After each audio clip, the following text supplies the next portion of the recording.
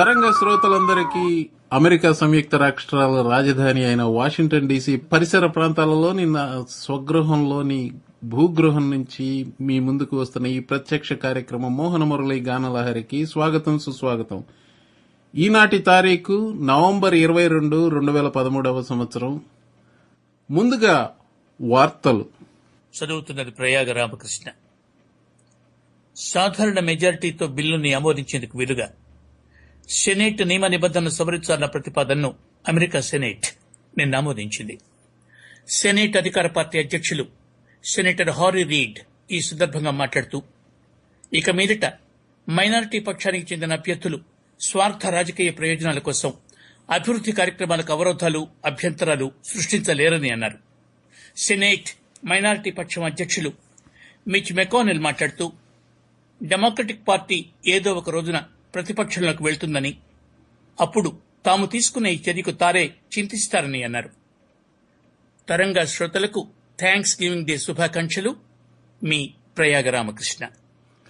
ప్రయాగ రామకృష్ణ గారు, ఒళ్ళు గగురుపాటు చెందుతుంది. మా శ్రోతలందరికీ ఈ ఇంట్రడక్షన్ తలదిరిగిపోయి ఉంటుంది. ఏంటి ప్రయాగ రామకృష్ణ గారు వార్తలు చదువుతున్నారు తరంగాలో అనేది. ధన్యవాదాలు. చాలా ధన్యవాదాలండి.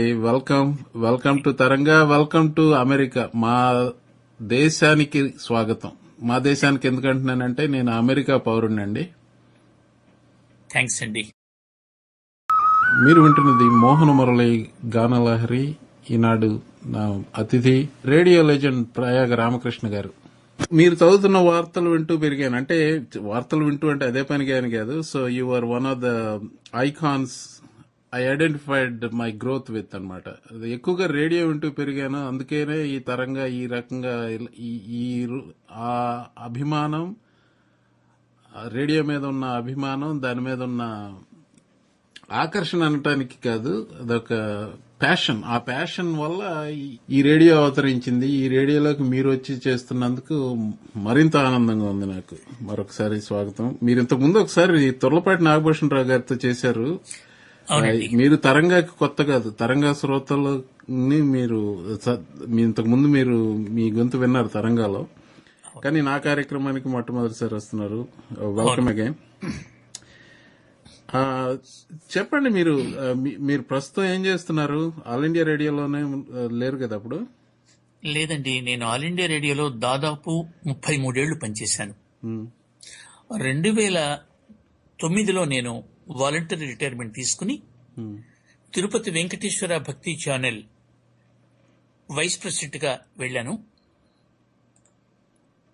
తర్వాత అక్కడ 2 ఏళ్లు పనిచేసిన తర్వాత నేను సెంటర్ ఫర్ మేనేజ్మెంట్ స్టడీస్ కి డైరెక్టర్ గా పనిచేశాను. ప్రస్తుతం ఇది హైదరాబాద్ లోనేనండి? అవునండి, centre for Indian management studies అని ఒక సెంటర్ ఉంటే దానికి డైరెక్టర్ గా పనిచేశాను. దాంతోపాటు నేను సుజనా బిజినెస్ గ్రూప్ వాళ్ళ సుజనా ఫౌండేషన్ కూడా సీఈఓగా ఉన్నాను. ప్రస్తుతం కార్యకలాపాలు అవి. సుజనా అంటే సుజనా చౌదరి గారిది? సుజనా చౌదరి గారు వాళ్ళు బియాండ్ బిజినెస్ అని వాళ్ళు ఒక సోషల్ సర్వీస్ కోసం అని ఒక ఫౌండేషన్ ఆర్గనైజ్ చేస్తున్నారు వాళ్ళు. అదేమిటంటే ఇప్పుడు కొత్త కంపెనీల చట్టం ప్రకారం 2% of their net profits they have to dedicate for society welfare. అది భారతదేశంలో వచ్చినటువంటిది. కొత్తగా మన కంపెనీస్ చట్టాన్ని సవరించారు. సరే, అందులో భాగంగా సుజనా చౌదరి గారు ఈ ప్రజల కోసం, ప్రజల సంక్షేమం కోసం, ప్రజల అభ్యున్నతి కోసం ఆయన ఒక ఫౌండేషన్ పెట్టారు. ఆయన నన్ను స్వయంగా మీరు వస్తే బాగుంటుంది, మీ అనుభవం మాకు ఉపయోగపడుతుంది అని పిలుచుకెళ్తే నేను కూడా ఇది beyond politics and beyond business కాబట్టి నేను కూడా ఒప్పుకున్నాను. ప్రస్తుతం అక్కడే పనిచేస్తున్నాను. చాలా సంతోషం అండి. చారిటీ. అవునండి. అది నాకు అసలు మిమ్మల్ని అడగాలనుకున్నవి చాలా ఉన్నాయి. మనకున్న నిడివి తక్కువ, టైం తక్కువ. సో ఉన్న దాంట్లోనే డైరెక్ట్ గా సో మీ రేడియో ప్రహసనం అసలు ఎట్లా? మీకు రేడియో మీద ఆసక్తి ఎలా?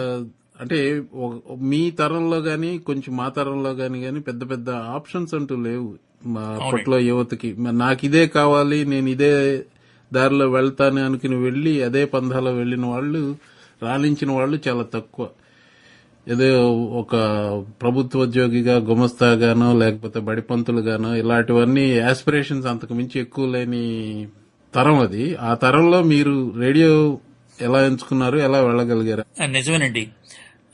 చాలా కొద్ది మందికి మాత్రమే తాము కన్న కలలు నెరవేరే ఒక అవకాశం కలుగుతుందేమో అనుకుంటాను నేను. కానీ ఇది కూడా ఆ, కృషితో నాస్తి దుర్భిక్షం అనుకోండి, ఎవరైనా సాధించగలరు. కాకపోతే నా అదృష్టం ఏమిటంటే చాలా లిమిటెడ్ ఆప్షన్స్ ఉన్న రోజుల్లో నేను రేడియోలోనే చేరాలి అనుకున్నాను. దానికి కారణం ఏంటంటే నాకు మొదటి నుంచి కూడా సాహిత్యం మీద, తెలుగు సాహిత్యం మీద మమకారం ఉండేది. ఉమ్, రెండోది, విజయవాడలోనే నేను నా బాల్యం అంతా గడిచింది. మా మేనమావ గారింట్లో ఉండి చదువుకున్నాను నేను. ఉమ్, మా మేనమావ గారింటి చుట్టూతా రేడియో వాళ్ళు ఉండేవాళ్ళు, అద్దెకుండేవాళ్ళు. ఉమ్, ఎందుకంటే పున్నమ్మ తోటలో రేడియో స్టేషన్ ఉండేది. మా మేనమావ గారి సూర్యారావుపేటలో. సూర్యారావుపేట నుంచి పున్నమ్మ తోటకి నడక 5 నిమిషాలు నడక అన్నమాట. ఉమ్, అందుకని రేడియో ఉద్యోగస్తులందరూ సూర్యారావుపేట గాని పున్నమ్మ తోటలో గాని 2 చోట్లే ఉండేవాళ్ళు. ఉమ్, నేను మా మేనమావ గారింటి ఎదురకుండా రేడియో వాళ్ళు ఉండేవాళ్ళు. ఆ రోజుల్లో రేడియో మాత్రమే జనబాహుల్య ప్రచార సాధనం, ఉమ్, ఇంకో మీడియం లేదు. వాళ్ళ ఇళ్లలో పాటలు మాకు వినిపిస్తూ ఉండేవి, రిహార్సల్స్ వినిపిస్తూ ఉండేవి. వాళ్ళందరూ రోడ్డు మీద నడిచి వెళ్తూ ఉంటే ఆ వీధిలో ఉన్న వాళ్ళందరూ కూడా లేచి నిలబడి వినయంగా వాళ్ళ వంక చూస్తూ నమస్కారాలు చేస్తూ వాళ్ళని చాలా గౌరవంగా పలకరిస్తూ ఉండేవాళ్ళు. ఉమ్. అది నన్ను ఆకర్షించిన. మనం కూడా ఇలా సెలబ్రిటీగా ఉండాలి, మనం కూడా పనిచేయాలి రేడియోలో, మనకు కూడా అని నేను పిచ్చి పిచ్చి కలలు కన్నాను పిచ్చి పిచ్చి కలలేండి. ఆ రోజుల్లో. ఆ కళల కంటే మా మేనమావ గారు అంటుండేవాడు, చదువుకో, ఉద్యోగం చేయి, అందరికీ సాధ్యం అవుతుందా రేడియోలో పనిచేయటం అని ఆయన అంటూ ఉండేవాడు. ఏదో ఒక గుమస్తా ఉద్యోగం దొరుకుతుంది, నువ్వు డిగ్రీ బ్యాస్ అయితే మీ ఇంటికి చేదోడు వాదోడుగా ఉంటావు. సో ఇందాక నేను అన్నట్టు ఏదో గుమస్తా ఉద్యోగం, అదే పెద్ద ఆస్పిరేషన్. పెద్ద ఆస్పిరేషన్ ఆ రోజుల్లో. డిగ్రీ బ్యాస్ అయితే చాలు, ఎక్కడొక్కడ ఉద్యోగం వస్తుంది, ఎవరో వాడి కాళ్ళు పట్టుకుందాం, ఏదో ఒక ఉద్యోగం వస్తుంది. మా నాన్నగారు పోయారు అప్పటికి. నేను మా మేనమావ గారి చదువుకుంటూ ఉండేవాడిని. అందుకని కుటుంబ బాధ్యత అంతా నీ మీద ఉంది. నువ్వు పిచ్చి పిచ్చిగా నేను రేడియోలో పనిచేస్తాను, పత్రికల్లోనే పనిచేస్తాను, ఇలాంటి కళలు కాదు కనాల్సింది, ఏదో ఒక ఉద్యోగం బతుకు తెరువుకు సంపాదించుకోవాలి అన్న ధ్యేయం పెట్టుకొని అని హెచ్చరిస్తూ ఉండేవారు. కానీ మీరు ఇంకో మాట చెప్పారు ఇక్కడ, నాకు కొంచెం డివియేట్ అవుతున్నా. ఎవరో ఒకళ్ళు కాళ్ళు పట్టుకొని అనేది మనకి ఆ తరంలో అలాంటి భావనలు ఎక్కువ ఉండేవి. బానిస మనస్తత్వం ఉండేది. వీడి ప్రతిభతో వీడు సంపాదించుకుంటాడు అని నమ్ముకునేవాళ్ళు కాదు ఎవరు. ఎవరో ఒకళ్ళని మోహన్ గారిని అడుగుదాం, సుబ్బారావు గారిని అడుగుదాం, మన వాడికి ఉద్యోగం ఇవ్వకపోరు, అది ఇలా అనుకునేవాడు తప్పితే వీడిలో ఏదో ఈ శక్తి ఉంది, వీడికి తెలివితేటలున్నాయి, వీడు రాణించగలడు, వాడిని ఆ దిశగా మనం వాడిని ప్రోత్సహిద్దాం అన్నటువంటిది మాత్రం ఆ రోజుల్లో లేదండి. ఈ రోజుల్లో నిజంగా ఉంది అది. ఈ రోజుల్లో చాలా వచ్చింది, అది అలాంటిది చాలా వచ్చింది. సరే చెప్పండి, కొనసాగించండి. సరే, అందుకని రేడియో నా ఎదురుకుండా ఉషశ్రీ ఉండేవారు, నా ఎదురుకుండా సి రామ్మోహన్ రావు, లింగరాజ్ శర్మ, నలాన్ చక్రవర్తి కృష్ణమాచార్యులు, అన్నవరపు రామస్వామి, రాచకొండ నరసింహమూర్తి, వీళ్ళందరూ, వింజమూరు శివరామారావు, జరుక్ శాస్త్రి, జలసూత్ర రుక్మిణాథ్ శాస్త్రి గారు, బందా కనకలింగేశ్వరరావు గారు, వీళ్ళ మధ్య మా ఇల్లు ఉండేది. వాళ్ళని చూసి నేను ఉప్పొంగిపోతుండేవాడిని. వాళ్ళ పేర్లు రేడియో తరచూ వినిపిస్తూ ఉండేవి, ప్రత్యక్షంగా మనుషులు ఎదురకుండా కనపడుతూ ఉండేవాళ్ళు. ఇప్పుడు మీరు మీ ఇంటి చుట్టుపక్కల ఉన్న వాళ్ళల్లో అక్కడ రిహార్సల్ చేసిన దాన్ని రేడియోలో ప్రత్యక్ష ప్రసారం అయినప్పుడు మీరు విన్నప్పుడు ఏమన్నా సందర్భాలు ఏమైనా ఉన్నాయా? చాలా ఉన్నాయి. రామ్మోహన్ రావు గారితో సాంఘిక నాటకాలన్నీ కూడా రిహార్సల్స్ జరుగుతూ ఉండేవి. రామ్మోహన్ రావు గారు అంటే నండూరు రామ్మోహన్ రావు గారా? కాదు, సి రామ్మోహన్ రావు గారిని. ఆయన డ్రామా సెక్షన్ కి ఆయన ప్రొడ్యూసర్ గా ఉండేవారు. ఆయన, బందా గారు, నండూరు సుబ్బారావు గారు, విబి కనకదుర్గ గారు, వీళ్ళు డ్రామా సెక్షన్ ఆర్టిస్టులు. వీళ్ళు బందా గారు హెడ్, తర్వాత సి రామ్మోహన్ రావు, నండూరు సుబ్బారావు, విబి కనకదుర్గ ఉండేవారు. వీళ్ళందరూ తర్వాత వీళ్ళు కాకుండా స్టాఫ్ ఆర్టిస్టులు కాకుండా క్యాజువల్ ఆర్టిస్టులని ఆల్ ఇండియా రేడియోలో కొంతమంది రిక్రూట్ చేస్తారు. ఒక్క నిమిషం అండి, నండూరు సుబ్బారావు గారు అంటే ఎంకిపాటల నండూరు సుబ్బారావు గారు కాదు. నండూరు సుబ్బారావు గారు, రేడియో సుబ్బారావు గారు చాలా ప్రసిద్ధులైన గణపతి, వరవిక్రయం, కన్యాశుల్కం, ఆయన రేడియో హాస్య నట చక్రవర్తి. ఓ ఐ రిమెంబర్ నౌ. ఆయన పేరు తెలియదు, హాస్య నట చక్రవర్తి అంటే గుర్తొచ్చింది నాకు. కరెక్ట్. ఆయన గణపతి. చాలా ప్రసిద్ధమైన నాటకం గణపతి, చిలకమర్తి వారి గణపతి. చిలకమర్తి వారి గణపతి విన్నాను నేను అది. ఆ నాటకంలో ఆయన ముద్దబ్బాయి వేషం అనమాట. ఉమ్. అలాగే మీకు గుర్తుండో లేదో బావుగారి కబుర్లు, బావగారి రామ్మోహన్ రావు, కబుర్లు. సుబ్బారావు గారు. ఏమన్నా బావగారు, అయ్యా రావాలి. అయ్యా బావగారు, ఇక్కడ అమెరికాలో సెనెట్ లో దీని గురించి కొంచెం చెప్తారా అని. అవును. ఈయన కొంచెం నెగిటివ్ గా మాట్లాడుతూ ఉండటం, ఆయన దాన్ని పాజిటివ్ గా మార్చడం, గవర్నమెంట్ కార్యకలాపాలన్నీ కూడా ఎంత అద్భుతమైన ప్రచారం చూడండి. కబుర్లు అంటే ఆ రోజుల్లో మాధ్యమాలు లేవు కదా, పేపర్లు లేవు, పత్రికలు లేవు, టీవీలు లేవు. ఉమ్. అందుకని జనసామాన్యానికి అర్థమైన భాషలో రాజకీయ వార్తల్ని చెప్పాలన్న ఉద్దేశ్యంతో బావగారు హాస్యంతో మిళితం చేసి చెప్పేవాళ్ళు. ఉమ్. ఏమిటి రోజు రోజుకు పెరుగుతున్న ఈ మానభంగాలు ఏమిటి, హత్యలు ఏమిటి, అబ్బే ఈ దేశం అంతా పాడైపోయిందండి అని సుబ్బారావు గారు మొదలు పెడితే, రామ్మోహన్ రావు గారు, బావగారు ఎప్పుడూ వ్యతిరేకమేనా మీరు అని మొదలుపెట్టి ఆయన పాజిటివ్ సైడ్ కి తీసుకెళ్తూ ఉండేవాడు వార్తల్ని. ఆ తర్వాత అదే కార్యక్రమాన్ని ఉషశ్రీ గారు కూడా కొద్ది రోజులు నిర్వహించారు కదా.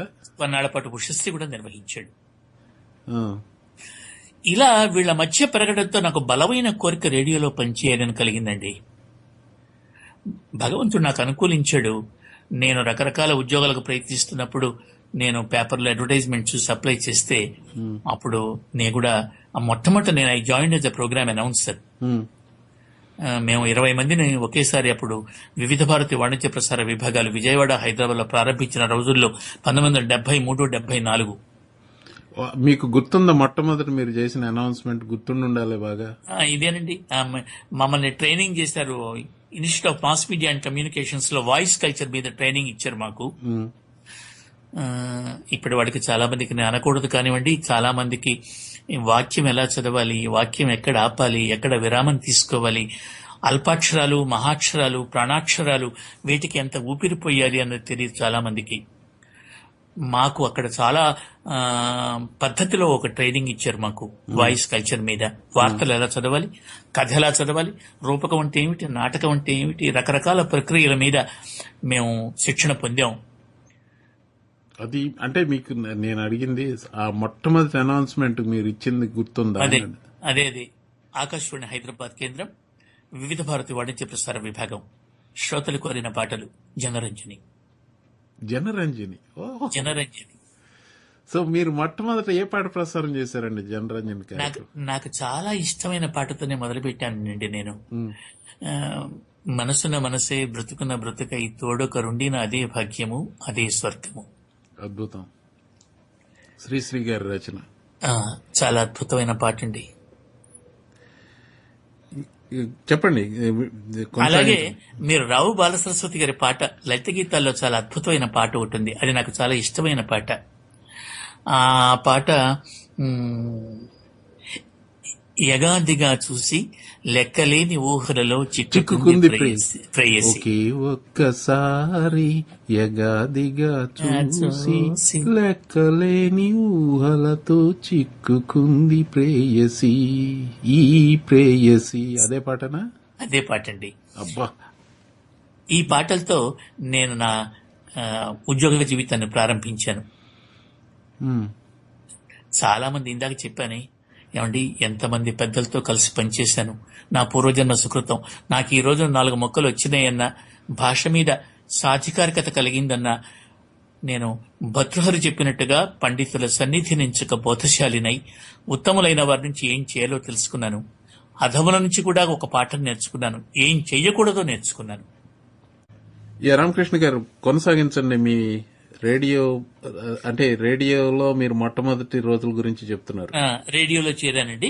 రేడియోలో చేరిన తర్వాత పెద్దవాళ్ళందరితో సాంగత్యం ఏర్పడింది. తర్వాత రేడియోలో దృశ్య మాధ్యమం కన్నా కూడా శ్రవ్య మాధ్యమం చాలా కష్టమైనటువంటి మాధ్యమం అండి. అంటే గొంతులోనే మీ అభినయాన్ని, తర్వాత మీ ఆవేశాన్ని, మీ అనుభూతిని, మీ ఆనందాన్ని, మీ విచారాన్ని, సంతోషాన్ని, దుఃఖాన్ని అంతా స్వరపేటికలో ఎప్పటికప్పుడు మార్చగలిగిన శక్తి ఉండాలి. విజువల్ మీడియాలో అలా కాదు. మీ ఆహార్యం ఉంటుంది, మీ బొమ్మ కనిపిస్తూ ఉంటుంది, మీరు ఏడుస్తున్నారా, నవ్వుతున్నారా, మీరు చీర కట్టుకున్నారా, చొక్కా వేసుకున్నారా, తర్వాత props, makeup will take half of your effort away అంటారు యాక్టింగ్ లో. కరెక్ట్. కాబట్టి విజువల్ మీడియాలో మీ క్రియేటివిటీకి శక్తి లేదండి. మీరు చూస్తూ ఉంటారు కళ్ళప్పగించి, అంతా మీ కళ్ళ ముందు సాక్షాత్కరిస్తూ ఉంటుంది. మీకు ఆలోచనని పొడిగించడానికి ఆస్కారం లేదు. కానీ శబ్దమాధ్యమంలో మీరు ఊహించుకున్నంత, మీరు ఒక పాత్రని లేకపోతే ఒక దృశ్యాన్ని మీరు ఎంత ఊహించుకోగలిగితే అంత ఊహించుకోవచ్చు రేడియో వింటూ. వివిధ భారతిలో మొదలు పెట్టినప్పుడు, అసలు వివిధ భారతి మొదలు పెట్టిందే లేట్ 60s లో ఎప్పుడో కదా అది. లేట్ 60s లో మొదలుపెట్టారు కానివ్వండి. ఎక్కువగా ఏదో ఒక స్టేషన్ లో మెడ్రాస్ లో మాత్రమే ఉండేది అనుకుంటాను. మనకు హైదరాబాద్, విజయవాడ మొదలైంది మాత్రం 1974 అండి. 72 ఓకే, 74 ఓకే. అదే ఆ మధ్య.